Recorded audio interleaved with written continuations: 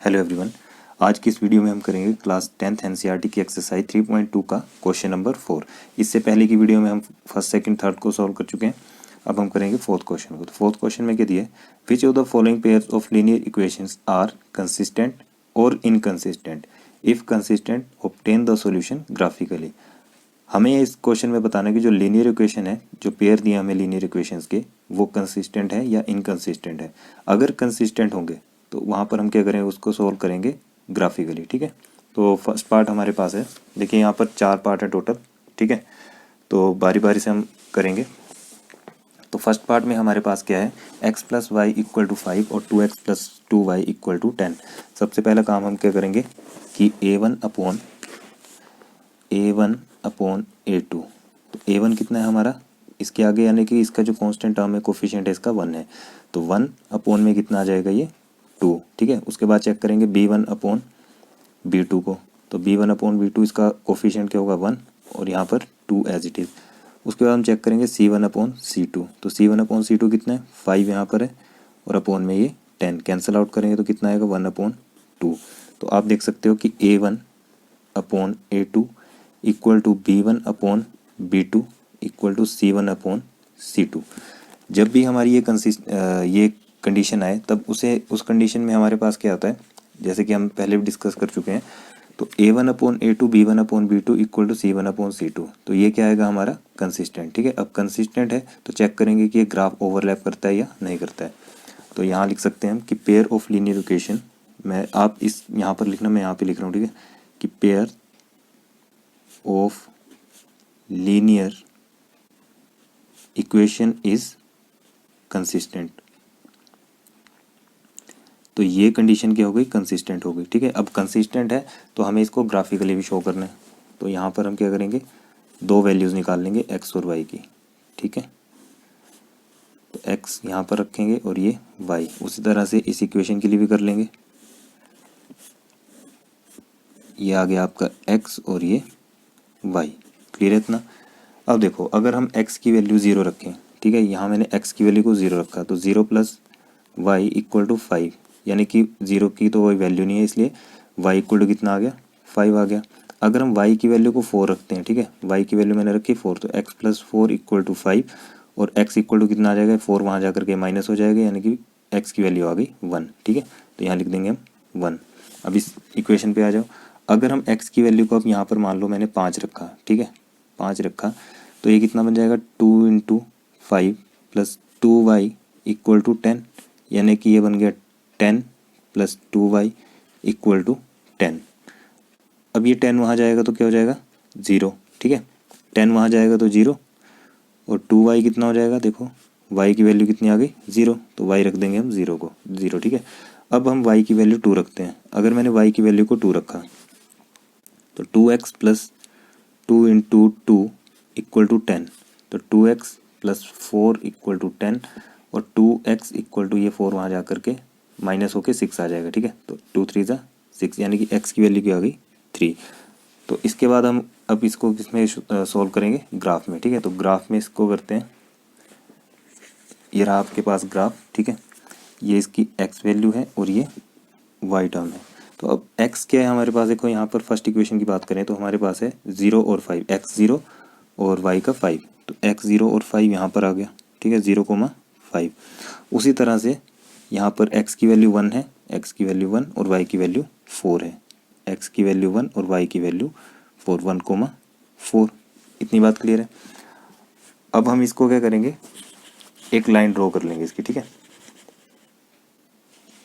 तो इसको हम मिला लेंगे। ठीक है, तो ये दिया हमने, इसको मिला। ठीक है, तो इस इक्वेशन का नाम दे दो आप, जो नाम है इसका क्या है, x plus y equal to 5। अब हम चेक करेंगे इस इक्वेशन के लिए। तो x की वैल्यू है 5, x की वैल्यू 5 और ये 0। ठीक है, तो ये तो आ गया यहाँ पे, यहाँ लिख देंगे हम 5,0। ठीक है, और दूसरी है 3 2, तो x की वैल्यू है 3 और यहाँ पे इसकी वैल्यू कितनी है, 2, तो ये यहाँ जैसे आएगा। ठीक है, तो यहाँ लिख देंगे हम कि ये 3,2 है, 3,2। 2। तो आप देख सकते हो कि ये आपस में क्या कर रहा है, ओवरलैप कर रहा है, ठीक है। तो यहाँ देख सकते हो आप कि आपस में ओवरलैप कर रही है लाइन, ये यहाँ जैसे आएगी, सॉरी, ठीक है। आप अच्छे से बनाना इसको ग्राफ में, यहाँ थोड़ी सी मेरे से मिस्टेक हो गई थी, बाकी ये इस तरह से ये ओवरलैप कर जाएगी, ठीक है। ये ओवरलैप कर जाएगी तो इसको, इस इक्वेशन का नाम क्या आ जाएगा, 2x + 2y = 10। क्लियर है बात। तो ये हो गया हमारा फर्स्ट पार्ट। ये लाइन ना ओवरलैप करेगी, ठीक है। ये जो पूरी की पूरी ना ओवरलैप करेगी, ग्राफ में आप अच्छे से करना है इसको, ठीक है। पेंसिल से करोगे तो बिल्कुल सही आएगा, मैंने पेन से किया, थोड़ी सी मिस्टेक हुई, ठीक है। अब देखते हैं इसका सेकंड पार्ट क्या है। तो सेकंड पार्ट में हमारे पास है कि x - y = 8 और 3x - 3y = 16। तो वही काम, a1/a2 = कितना आ जाएगा, यहाँ से 1 और इसका आ जाएगा 3। उसी तरह से b1/b2, अब b1/b2 कितना आ जाएगा, यहाँ से -3 है, सॉरी -1 है, और अपॉन में -3, तो कैंसिल करेंगे, कितना आ गया, 1/3। उसके बाद c1/c2 चेक करेंगे तो 8 कितना आ गया, 16, विच इज़ इक्वल टू 1/8 1 ज़ा 8, 8 2 ज़ा 16। तो यहाँ देख सकते हो आप कि जो a1/a2 है, ठीक है। तो a1/a2 = b1/b2, a1/a2 = b1/b2 but does not equal to c1/c2। जब ये कंडीशन आए तब हमारे पास ग्राफ जो कैसा बनता है, पैरेलल बनता है, ठीक है। पैरेलल लाइंस आएंगी और वो क्या होता है, इनकंसिस्टेंट। जैसे कि यहाँ पर है a1/a2 b1/b2 does not equal to c1/c2, parallel lines, no solution और इनकंसिस्टेंट। तो यहाँ लिख देंगे हम कि pairs of linear equation is inconsistent. अगर ये इनकंसिस्टेंट है तो इसको हमें ग्राफ से दिखाने की ज़रूरत नहीं है, ठीक है। अब आगे इसका थर्ड पार्ट, तो थर्ड पार्ट में चेक करते हैं। यहाँ है 2x + y = 6, यहाँ पर सॉरी 2xy - 6 = 0, 4x - 2y - 4 = 0। यहाँ आ जाएगा आपके पास a1/a2 = 2/4। कैंसिल करेंगे इसको तो आ जाएगा 1/2। उसी तरह से b1/b2 चेक करते हैं, तो b1/b2 1 यहाँ पे है, -2 यहाँ पे है, ठीक है। c1/c2, तो c1/c2 कितना आएगा, -6 और -4, माइनस से माइनस कैंसिल, 2 3 ज़ा 6, 2 2 ज़ा 4, ये आ गया 3/2। अब यहाँ पर क्या करेंगे, यहाँ पर हम करेंगे, इसको लिख लेंगे हम a1/a2 = b1/b2 = c1/c2। अब चेक करो, a1/a2 1/2 है और ये -1/-2 है, ठीक है। तो ये तो हो गया क्या, डज नॉट इक्वल टू, तो ये तो डज नॉट इक्वल टू आ गया। जब ये दोनों कंडीशन हम देख ली कि डज नॉट इक्वल टू, अगली तो already does not equal to होगी, ठीक है। तो उस केस में क्या होता है, जब ये दो हमारे पास क्या आ जाए, इक्वल नहीं है, तो वहाँ पर हमारी इंटरसेक्टिंग लाइन बनती है। क्या बनती है, इंटरसेक्टिंग लाइन। और ये पेयर कैसा होता है, कंसिस्टेंट। आप देख सकते हो a1/a2 does not equal b1/b2, intersecting lines और यूनिक सॉल्यूशन, ठीक है। ओनली वन सॉल्यूशन आएगा और कंसिस्टेंट है। तो यहाँ लिख देंगे हम pairs of linear equation is consistent. अब ये भी कंसिस्टेंट है, तो इसमें भी क्या करेंगे, ग्राफ बनाएंगे। तो दो वैल्यू निकाल लेंगे, एक्स और वाई की, दो वैल्यूज निकाल लो, यहाँ पर भी और इस इक्वेशन के लिए भी। तो यहाँ x, ये y, ठीक है। अगर हम x के प्लेस में 0 रखें, x के प्लेस में 0 रखा तो 2 0 ज़ा 0 हो जाएगा, ठीक है। 2, देखो ये तो हो गया 0 प्लस y, और ये 6 दूसरी तरफ चला जाएगा, यानी कि y की वैल्यू कितनी आ गई, 6 आ गई। अब मैं y की वैल्यू को 4 रखता हूँ। अगर मैंने y की वैल्यू को 4 रखा, 4 - 6 = 0, तो ये कितना आएगा, 2x - 2 = 0, और 2x = 2 वहाँ चला जाएगा, ठीक है। तो 2 से ये 2 कैंसिल, x की वैल्यू आ गई 1। अब इस इक्वेशन में आ जाओ, तो 4x - 2y के लिए हम क्या करेंगे, x की वैल्यू को रखेंगे 1। x की वैल्यू अगर मैंने 1 रखी तो आ गया 4 1 ज़ा 4 -2y - 4 = 0। यहाँ 4 प्लस का है, ये माइनस का है, और यहाँ से देखो तो y की वैल्यू क्या आ जाएगी, y को हम यहीं रखेंगे, ठीक है। यहाँ पर था 4x - 2y, तो y की वैल्यू कितनी आ जाएगी, ये वहाँ जा कर के 0, ठीक है, क्योंकि डिवाइड में चला जाएगा तो 0 हो जाएगा। अब अगर हम y की वैल्यू को 2 रखें, अगर मैंने y की वैल्यू को 2 रखा तो 4x माइनस 2 2 4 हो जाएगा, ठीक है। 4 माइनस 4 इक्वल टू 0, तो 4x और ये minus minus plus 8 equal to 0, यहाँ से कर लेते हैं। 4x इक्वल टू बन जाएगा 8, यानी कि 4 1 4, 4 2 8, x की वैल्यू कितनी आ गई 2, तो इसको मैंने यहाँ रख दिया। अब देखते हैं उसको ग्राफ में, ठीक है। तो ग्राफ हमारे पास ये रहा, ये x है, ठीक है, ये x टर्म है और ये y है। तो आप देख सकते हो x की वैल्यू 0 है और इसकी y की वैल्यू 6 है, तो ये यहाँ जैसे आएगा 0,6, और दूसरी है x की वैल्यू 1, x की वैल्यू 1, तो इसकी वैल्यू है 4, यहाँ जैसे आएगा 1,4। क्लियर है इतना। अब हम इसको क्या करेंगे, आपस में मिला देंगे।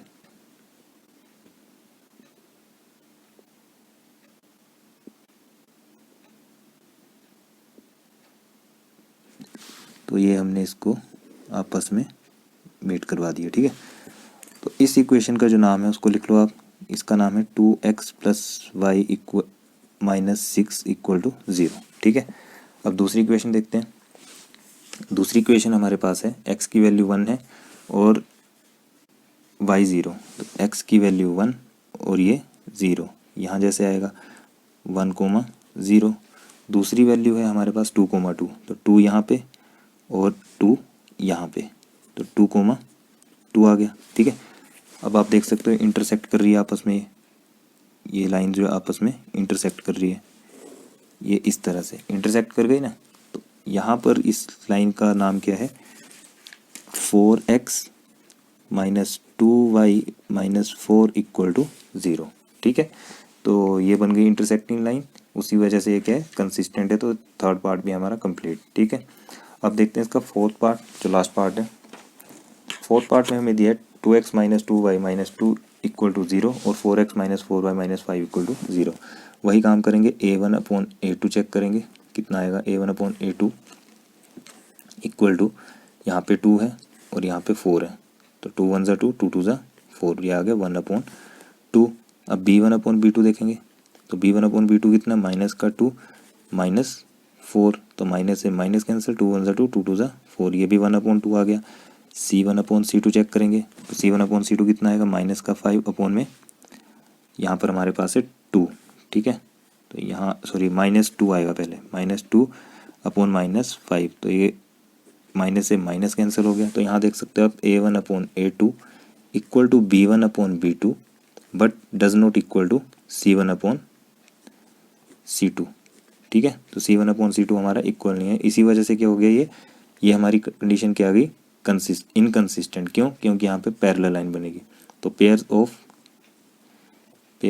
Of linear equation is inconsistent, ठीक है। तो ये था हमारा फोर्थ क्वेश्चन। तो फोर्थ क्वेश्चन कंप्लीट। अब करते हैं फिफ्थ क्वेश्चन में। तो फिफ्थ क्वेश्चन हमारे पास है, half of the perimeter of a rectangular garden whose length is 4 metre, more than its width, ठीक है, is 36 metre. Find the dimension of the garden. हमें निकालना है कि इसकी डायमेंशन क्या है। और यहाँ पर ये जो बात दी गई है ना, whose length is 4 metre more than its width, तो अगर मान लो लेंथ हमारे पास कितनी है, 10 है, ठीक है, तो जो इसकी विड्थ होगी वो 4 ज़्यादा होगी। अगर ये विड्थ हमारे पास 20 है तो 20 में 4 ज़्यादा होगी, मान के चलो, ठीक है, तो उसमें वो 4 ज़्यादा होगी। तो उसी हिसाब से हम इस क्वेश्चन को करेंगे, हमें निकालने इसके लेंथ और ब्रेड्थ निकालने की किस्म से। तो यहाँ स्टार्ट करते हैं हम।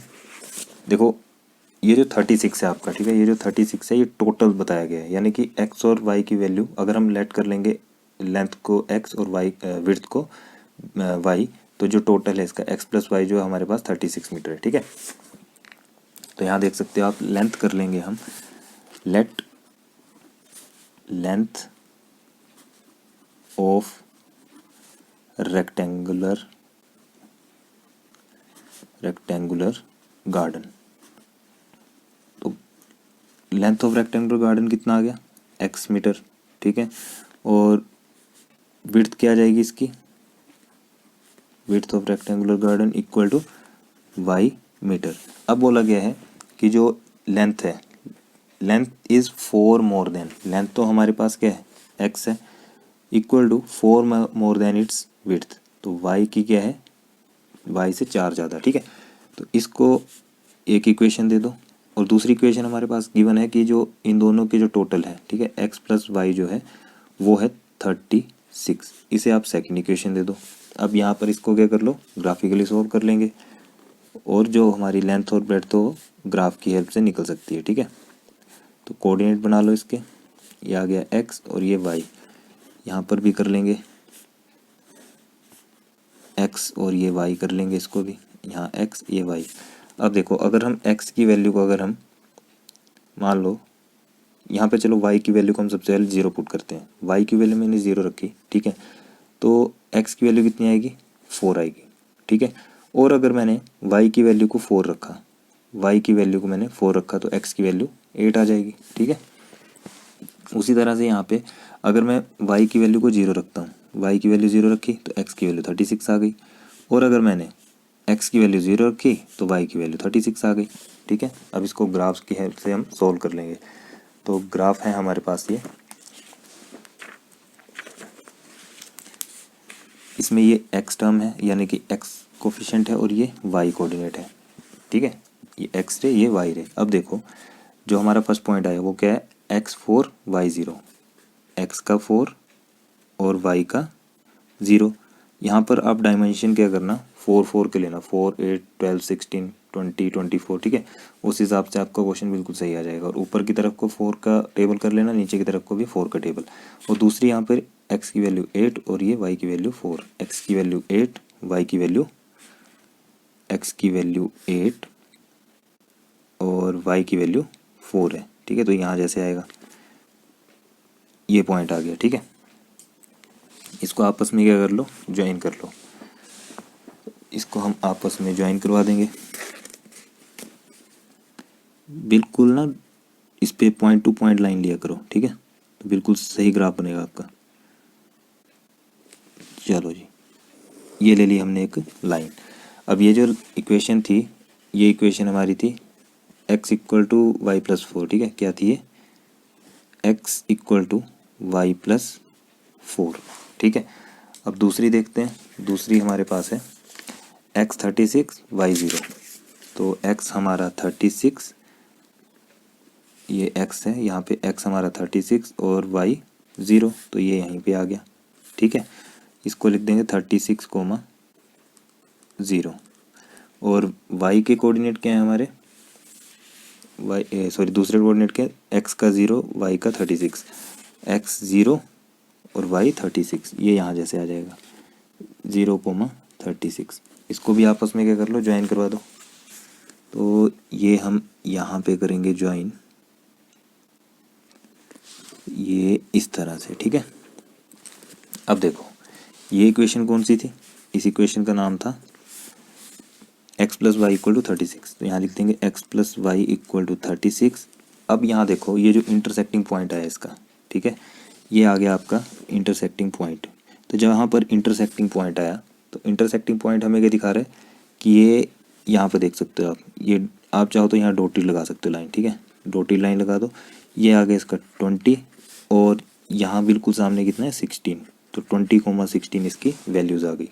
तो यहाँ हम लिख सकते हैं कि इसकी हेल्प से कि जो कोऑर्डिनेट आए, ठीक है, कोऑर्डिनेट्स जो आए, कोऑर्डिनेट्स वो आ गए 20, 16, देयरफॉर लेंथ हमने ली थी x, तो लेंथ कितनी आ गई 20, और विड्थ कितनी आ गई इक्वल टू 16, ठीक है, 16, और साथ में क्या होगा इसमें +4 भी होगा, ठीक है, सॉरी 4 नहीं होगा, 4 तो इसमें ऐड हो गया ना। देखो x की वैल्यू कितनी आ गई 16 + 4 20 आ गई, क्लियर है बात, और y की वैल्यू कितनी आ गई 16, ठीक है। तो कोऑर्डिनेट के हिसाब से हमारा ये क्वेश्चन सोल्व हो गया, लेंथ आ गई 20 और विड्थ आ गई 16। तो ये जो x की वैल्यू थी, x क्या था, ये 4 ज़्यादा था, ठीक है, यानी कि x की लेंथ जो थी वो 4 ज़्यादा थी, तो हमने निकाल दी यहाँ पे x 4 ज़्यादा कैसे आई, y की वैल्यू 16 और +4 20, ठीक है। तो ये हो गया हमारा क्वेश्चन फिफ्थ क्वेश्चन था यार, ठीक है, 5th क्वेश्चन था ये, मैंने गलती से यहाँ 6 लिख दिया था। अब करते हैं क्वेश्चन नंबर 6 को। क्वेश्चन नंबर 6 में आपके पास क्या दिया है, यहाँ आपके पास दिए given the linear equation 2x plus 3y minus 8 equal to 0 right another linear equation in two variable such that the geometrical representation of the pair so formed is intersecting line, parallel lines और coincident line. सिर्फ हमें इसमें कुछ अपने exam, एक तो हमारे पास value दी है, ठीक है, दूसरा एग्जाम्पल हमने खुद लेना है, उसके हिसाब से इंटरसेक्टिंग बताना है, पैरेलल बताना और कोइंसिडेंट। तो करते हैं इस क्वेश्चन को। फर्स्ट पार्ट में इंटरसेक्टिंग लाइन करेंगे। तो फर्स्ट पार्ट है, इसमें हमें दिखाना है इंटरसेक्टिंग लाइन, इंटरसेक्टिंग लाइंस, ठीक है। तो इंटरसेक्टिंग लाइंस दिखाने के लिए आपके पास इक्वेशन गिवन है, एक इक्वेशन गिवन है, वो है 2x plus 3y minus 8 equal to 0। अब देखो इंटरसेक्टिंग की जो कंडीशन है वो क्या है कि ये a1/a2 होगा, b और does not equal to b1/b2 होगा। तो यहाँ पर हम ऐसे पॉइंट लेंगे, यहाँ लिख सकते हो आप कि a1/a2 does not equal to b1/b2, पहले लिख लिया करो, कोई दिक्कत नहीं है, ठीक है। तो a तो हमारे पास क्या है, a1 तो गिवन है कि 2 है, b1 भी गिवन है 3 है, c1 भी गिवन है -8 है, ठीक है। तो इस हिसाब से लो कि ये दोनों आपस में सेम ना है। तो a2 आप क्या ले लो, a2 मान लो मैंने 5 ले लिया, b2 मैंने कितना ले लिया, मान लो मैंने यहाँ पे 6 ले लिया, ठीक है, और c3 मैंने यहाँ पे कितना ले लिया, -3 ले लिया, ठीक है बात। अगर हम इसको सॉल्व करेंगे तो देख सकते हो a1/a2 कितना आएगा, 2/5 आएगा, और जो क्या है डज नॉट इक्वल टू है, यहाँ से 3/6 भी करें तो 3 1 ज़ा 3 3 2 ज़ा 6, तो ये तो डज नॉट इक्वल टू हो गया, ठीक है। तो यहाँ लिख सकते हो आप कि ये जो 5x प्लस 4y, ये जो इक्वेशन थी वो क्या थी, 5x plus 6y equal to -3 equal, यहाँ पे इक्वलिटी नहीं आएगा, सॉरी, -3 इक्वल टू 0, ठीक है। तो इंटरसेक्टिंग लाइन के लिए जो हमारी इक्वेशन बनी वो ये बन गई, ठीक है। अब सेकंड पार्ट में हमें क्या दिखाना है, सेकंड पार्ट में दिखाना है हमें पैरेलल लाइंस। तो पैरेलल लाइंस के लिए, अब पैरेलल लाइंस की कंडीशन क्या है, यहाँ लिख देंगे हम कि पैरेलल लाइन होता है हमारा a1/a2 equal to b1/b2 but does not equal to c1/c2। Equation एक तो गिवन है 2x plus 3y minus 8 equal to 0। अब हमें दूसरी इक्वेशन भी ला के दिखानी है, तो यहाँ लिख देंगे हम कि जो a1 है, a1 equal to 2, b1 equal to 3, c1 equal to -8। अब ऐसी वैल्यूज़ करो कि ये सेम हो जाए, ठीक है। तो मान लो मैंने यहाँ रख दिया, a2 की वैल्यू मैंने रख ली यहाँ पे 4 रखते हैं, ठीक है, a2 की 4 रख ली, b2 की क्या रखेंगे, b2 हमने 6 रख लिया, तो ये तो हो गया सेम। और c2 को आप अपनी मर्जी से आप कुछ भी रख सकते हो, ठीक है। तो यहाँ पर कितना आ गया, a1/a2 करेंगे तो 2/4 आएगा इक्वल टू 3/6 करेंगे तो ये कितना आएगा, 3 1 ज़ा 3 3 2 ज़ा 6, 1/2 आएगा। और यहाँ पर देख सकते हो आप कि डज नॉट इक्वल टू -8/11 है। तो इक्वेशन क्या बन गई, इक्वेशन बन गई 4x प्लस 6y और ये प्लस 11 इक्वल टू 0, ठीक है। ये हो गया सेकंड पार्ट के लिए। अब करते हैं इसका थर्ड पार्ट।